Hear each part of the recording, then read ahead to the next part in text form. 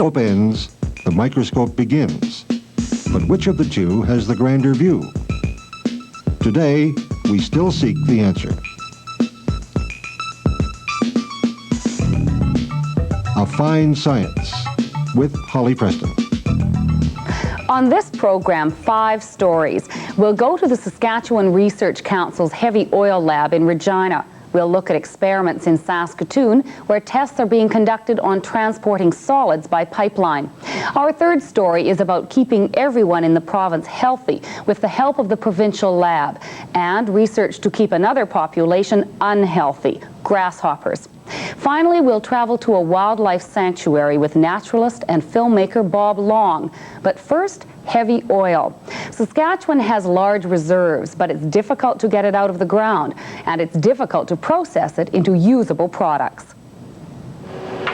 Our lab is focusing largely on this heavy oil and looking at it all the way through, from recovering it, transporting it, to upgrading it to an oil that can be handled by a refinery and turned into the gasoline or the other fuels that are the final product.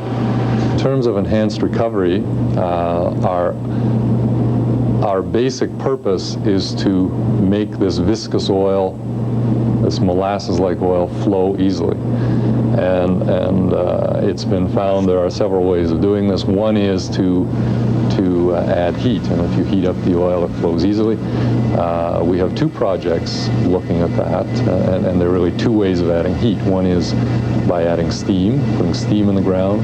The other is to in fact create an underground fire, and it's called in situ combustion, and where you're burning part of the oil underground. So if you inject air underground to sustain that combustion, you push the oil, you add heat, and you push it out forward to another well. Once you've somehow got it out of the ground, let's say, you then run immediately into 2 questions. One of them is, of course, there's water in there with the oil, and when you do these enhanced recovery techniques, you often mix up water and oil. And for example, the in situ combustion, where you have an underground fire, happens to mix it very, very well, and you end up with these very tiny droplets of water when you produce the oil, and it's kind of like a mayonnaise almost. It's called an emulsion, and the water doesn't settle out, and you somehow have to get that water out before you transport the oil or pipeline the oil or sell it to the refinery. So we're looking at chemical methods. This is our emulsions project, looking at chemical methods to settle the water out of the oil, and you know, can we get the right treater, physical, almost like a pot, if you will, to under the right temperature and pressure conditions, and can we add the right chemical that will settle that water out of the oil. Okay, this is a typical oil field emulsion from the southeast part of Saskatchewan. And as you can see, this emulsion contains about 70% water and oil, and it's very viscous. It won't pour. So in order to break the water out of the oil, we add chemicals. And in this particular case, the chemical only removed about 1/4 of the water, which is still not good for pipeline specs. We have to go to a 0.5% water before it can be sold. And as we progress down here, this chemical works quite a bit better and got most of the water out. And although it's still not good enough for pipeline specs. And the best one of all, which removed all the water, is the one which the oil can be sold to pipeline. And as you can see, the viscosity of oil is very low, and it's typical pipeline oil. And in this last case, the water, most of the water has been removed, but it's still very oily, and the water has to be oil-free in order to be disposed of. So that's another case where the chemical did not work. The Research Council is looking at pipelining heavy oil by mixing it in water, and where I had talked earlier about these very difficult emulsions and we have to get the water out, it's on the one hand a problem, on the other hand an opportunity. It's a problem where you have tiny droplets of water in the oil and you can't get rid of them. what we've turned that around and said, what if, though, you could get tiny droplets of oil or droplets of oil in water, and then you would essentially be flowing water down the pipeline with droplets of oil in, almost like solids suspended in this water, and it would flow almost as easily as water would flow.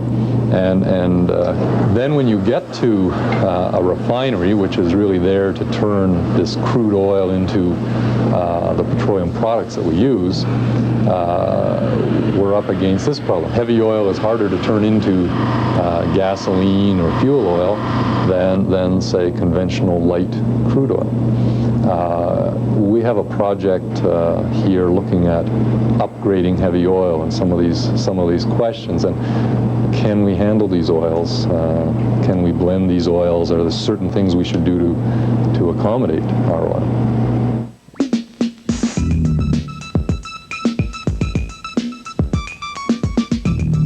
While the group at the Heavy Oil Lab wrestles with its challenges, a different kind of research in Saskatoon compiles data on moving solids in pipelines. The basic principle is to create a mixture of water and the solid to be transported. The mixture is called a slurry. Well, I was set up to really do some development work, not so much research, but development work to enhance slurry transportation.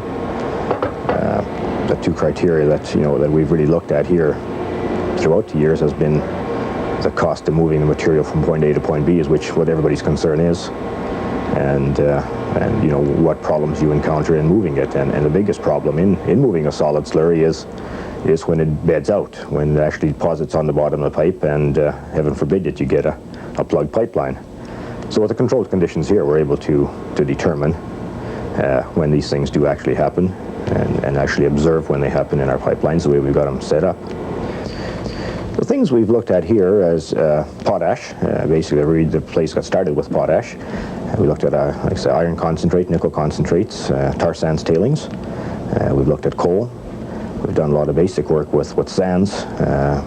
Since most tailings lines with most hard rock mining are of a concern, and it's mostly a rock type material, we've done a lot of work with sands and classified sands, so that we know exactly what we have and what we're moving. And the reports are generated that are available most of the time to the general public. What we do in here basically is you're concerned on size of the material itself, and you're concerned what energy is required to pump it from point A to point B. And in our loops here, we have that ability to know exactly, under a very quick time span, to be able to generate the numbers that that an engineer could use to then apply to his own application, using small commodities, not having to go to a process type of, even though we do have up to 20-inch line, that requires a neighborhood of 30 tons to fill the system to probably the concentrations that are required in industry to handle the material properly. We're able to do that very quickly here.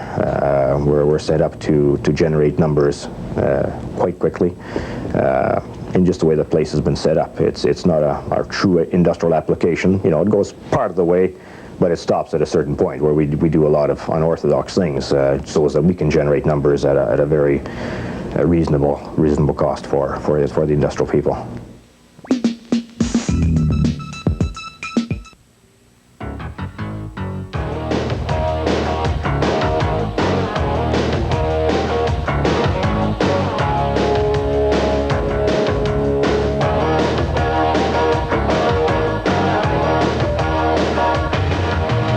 CBC Television has Saskatchewan's only Stanley Cup playoff action. Check local listings for all the live coverage. Then watch Newsday Final at 11 for highlights. CBC Sports in Saskatchewan. It's how we cover the game.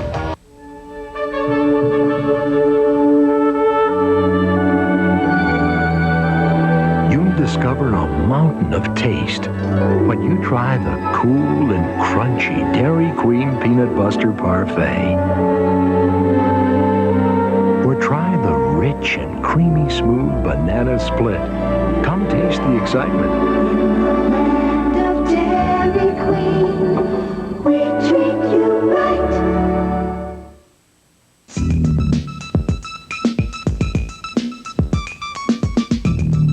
Provincial laboratories were set up in 1905 to battle some of the diseases that affected the early settlers. Today, it carries out the bulk of the work required by the Departments of Health and Environment. Dr. Hugh Robertson, director of the lab, discussed some of its functions, including clinical diagnostic service. This is a biggie with us. It consumes about 80% of our energies. It brings to us each day about 2,000 specimens from people who are sick in any part of the province, from Uranium City to East End to Moosomin, Isle La Crosse, or the big cities. We'll support them as they try to get an answer to an infectious disease. That infectious disease could be anything simple or easy to understand, such as pneumonia, or diphtheria, or whooping cough, or a staphylococcal infection, a strep throat, or a whole host of other things that may cause great miseries and even be life-threatening. There are other infectious diseases, fungi, molds, and such as attack fingernails, skin, hair, or they may also attack the internal organs, but the ones that we see most of are those that attack the skin or the superficial areas. Very important things. Once you know the nature of what it is that's causing the trouble, the treatment becomes a lot easier and more effective. Well, there's lots of other things we might move across, and you may be able to see a machine which we call a SMAC. It's a machine which sort of does a survey of your blood for the various things that make it up, particularly chemical constituents, to see which ones are in excess, which ones are in deficient. Now, this SMAC machine is a highly computerized, automated device, and it will accept 150 specimens an hour and make 20 measures on them simultaneously, kicking out 3,000 answers in an hour. With such a mass of information, it has to be collated and put together by another computer and printed out, so that we can take a look at a patient's blood and say, well, those 20 constituents in this person who is not feeling well, it looks like the liver is probably all right, the heart doesn't seem to have any problems at the minute, the kidneys must be working, can't really find any reason here for the problem. It's not a major organ failure, at least it's unlikely. That's helpful. Right away, then, you can concentrate in other areas. I suppose we're in the area, we should talk a little bit about therapeutic drug monitoring or toxicology. In that area, and you'll see some of this area, we might be called on to do a drug screen. We might be asked to check to see if we can find any evidence why somebody was acting strangely, or maybe we're involved in a serious accident, or maybe we're found unconscious and the doctor doesn't know what's wrong with them. It's important to learn pretty quick. Might they have a fractured skull, something else of that nature, or maybe they're just unconscious from overindulgence in alcohol. Could be both. So a specimen of blood or urine or body fluids, sometimes scraped from the floorboards of a car that's been in an accident, we may need to put them through and look and see if there's any evidence of alcohol. We may want to know if there's even evidence of insulin, a therapeutic drug which might have been on medication that caused the problem, tranquilizers, elevators, or marijuana, all of those things which impair judgment.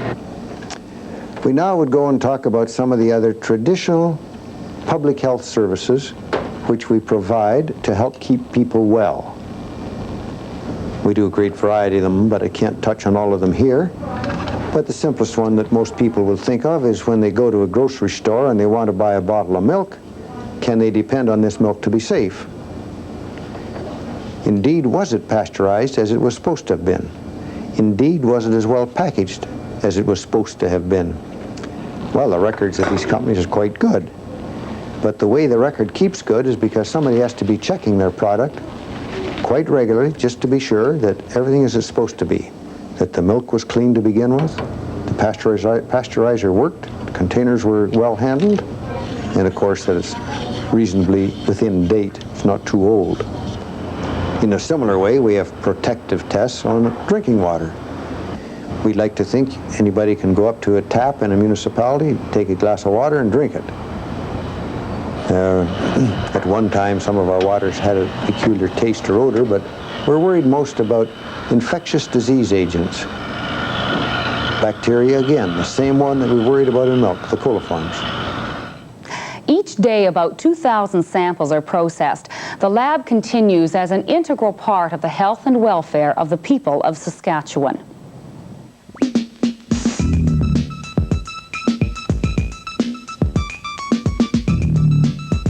There's another population in Saskatchewan that most of us would prefer to see unhealthy: grasshoppers. This year, they did immeasurable damage to farmers' crops and plagued the cities and towns. Research is continuing to control the pest. One of our objectives here at the research station is to develop new ways of controlling grasshoppers, or new formulations of controls that now exist for grasshoppers, with the idea of reducing the amount of chemical spray that is necessary, but still maintaining proper crop protection. And with that in mind, we have looked mainly at two different areas over the past 7 or 8 years. First, we've looked at using microorganisms for grasshopper control, and second, we've looked at different formulations of chemicals. And the one thing that has proven most satisfactory and most useful so far is the use of chemicals on edible baits. And we've tested all of the chemicals that are almost all of the chemicals that are currently recommended for grasshopper control as spray, and we have tested them as baits against grasshopper populations. Most of them don't work as baits, but we have found 2, maybe 3 in particular that do. And the big advantage to using baits is twofold, I think. First of all, far less active ingredient of chemical is necessary compared to a spray to achieve a satisfactory level of grasshopper control. So it's less costly to the farmer, or it should be less costly to the farmer, and less of the active ingredient is spread out in the environment. And that's the second important point. Using a bait, I think, is a good deal safer environmentally than any spray is, because we're getting the insecticide right to the insect that we want to control.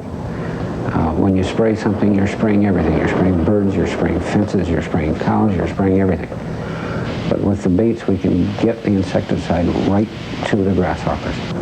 The chemical is applied to flaky wheat bran, and then the wheat bran is broadcast on land where grasshoppers are infesting, whether it's in roadside ditches, around the edges of cereal crop fields, and especially in pasture lands, rangelands, wastelands, around sloughs, these sorts of areas where there are grasshoppers.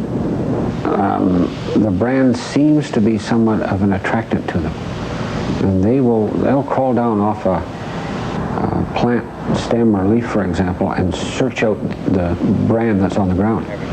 I don't know what it is. We don't know what it is in the bait that attracts them, but it does attract them, and that's all that matters. It works. If it works, don't fix it, you know.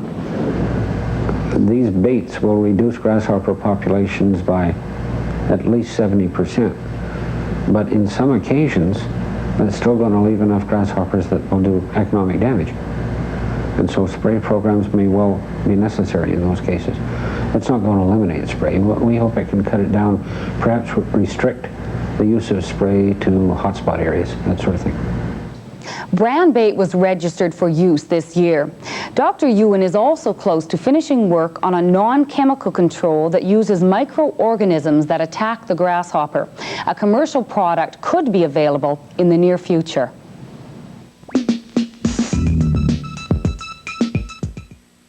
Now, enjoy delicious fried foods without the fried food calories.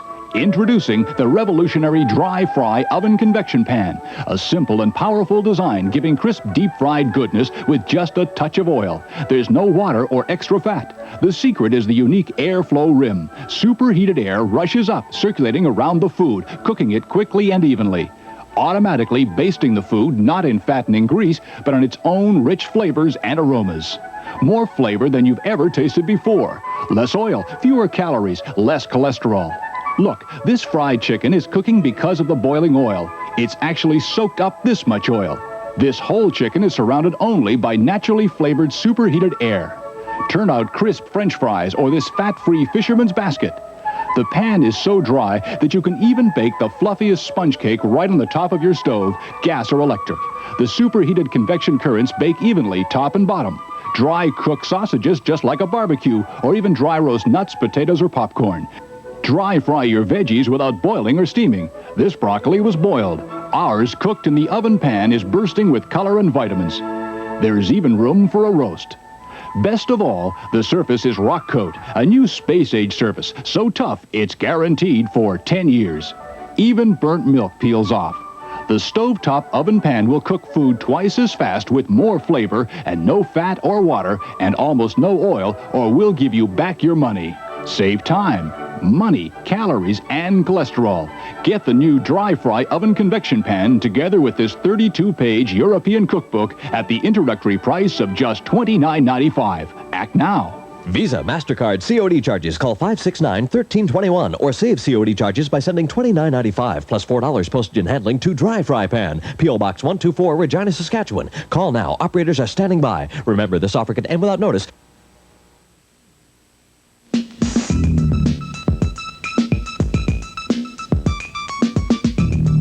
For years, Bob Long has been capturing wildlife, mostly birds. He captures them on film that is enjoyed by nature lovers across the continent and in many other parts of the world.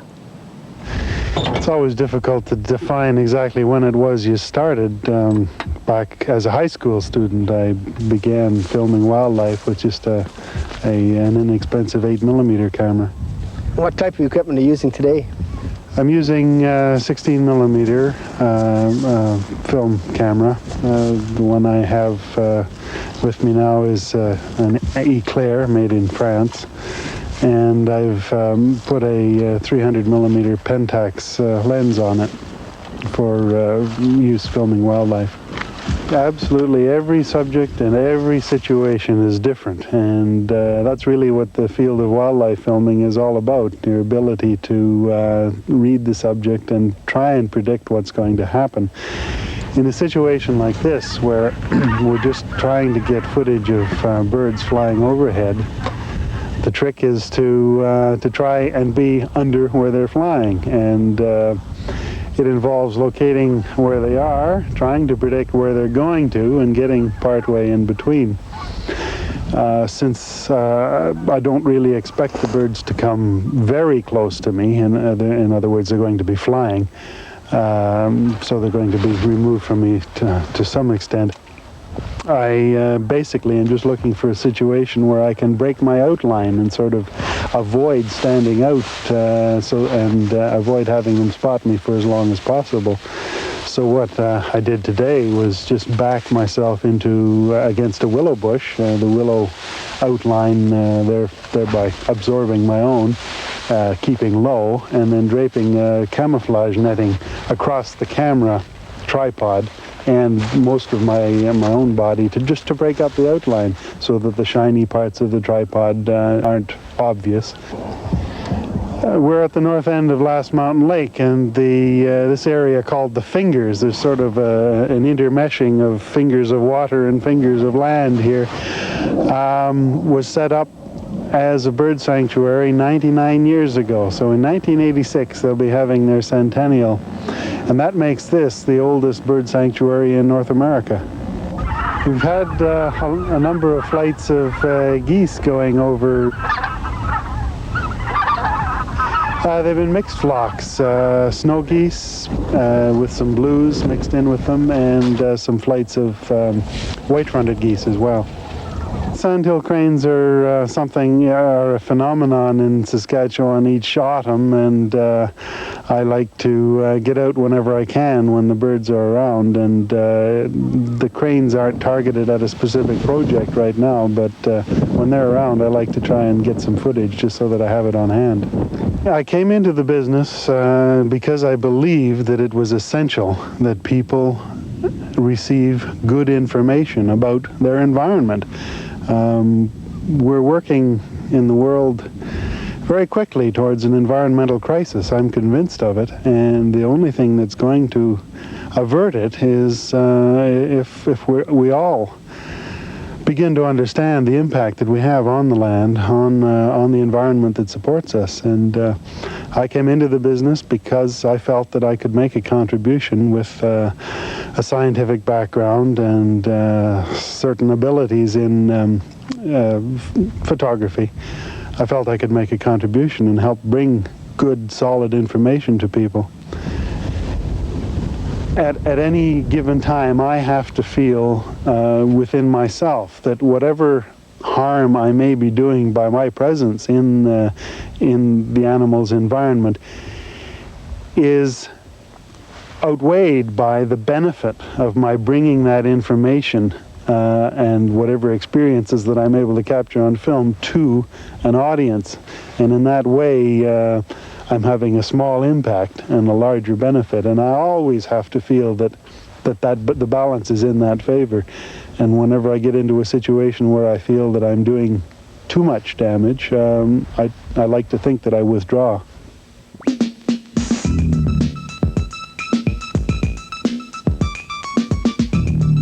And that's our program. I'm Holly Preston for A Fine Science.